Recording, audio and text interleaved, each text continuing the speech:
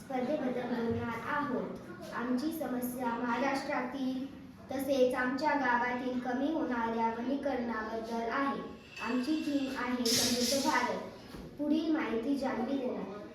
उपयोजना आपण गावामध्ये जन्मलेल्या प्रत्येक बाळासाठी एक वृक्षारोपण केले पाहिजे।